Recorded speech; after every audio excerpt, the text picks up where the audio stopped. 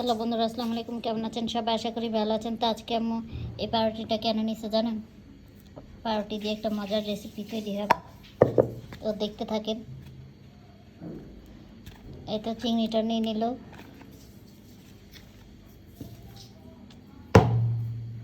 আচ্ছা, দেখে বলেন তো কী রেসিপি হতে পারে এটা?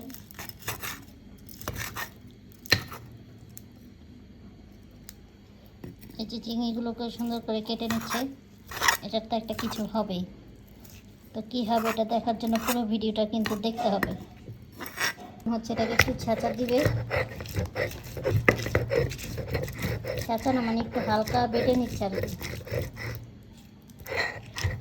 আমি কিন্তু এখন বলবো না কীভাবে,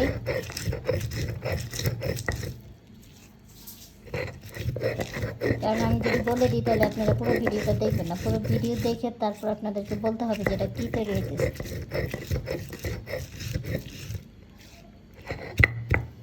এরকম সবগুলো চিংড়িগুলোকে বেটে নেবে, বেটে নেওয়ার পর তারপরে বলবো যে এটা কী হবে। চিংড়িগুলোকে কিন্তু বাটা হয়ে গেছে, দেশে লবণ,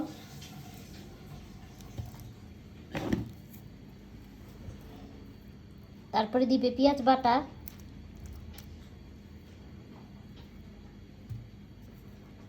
রসুন বাটা,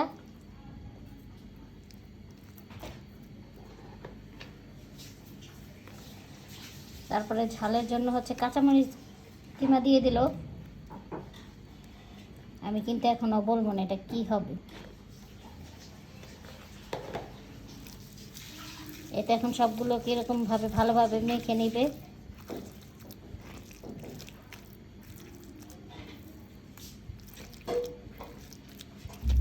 পাউরুটিও দিয়ে দিবে।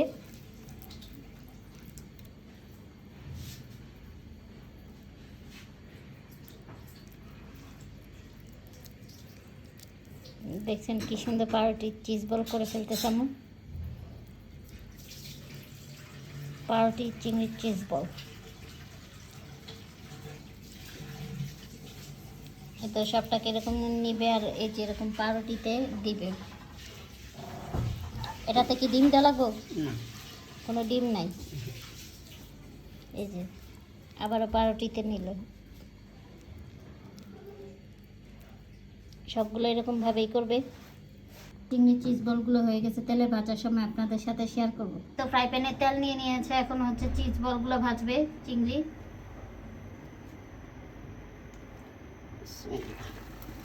তেলটা কিন্তু বেশি গরম করা যাবে না, দিলে যাতে বুদবুদ আসে এরকম টাইপের। আলতো হাতে লাড়াচাড়া দিয়ে দিচ্ছে। বলগুলো হয়ে গেছে, এখন এক এক করে উঠায় ফেলবে।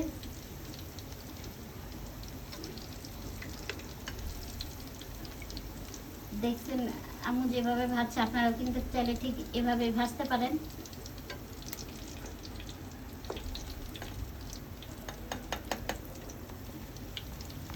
তো চিজ বলটা হয়ে গেল। তো আজকে পর্যন্ত এখানে, সবাই ভালো থাকবেন, আল্লাহ হাফেজ। আর আমাদের পেজটি লাইক কমেন্ট শেয়ার করে পাশে থাকবেন।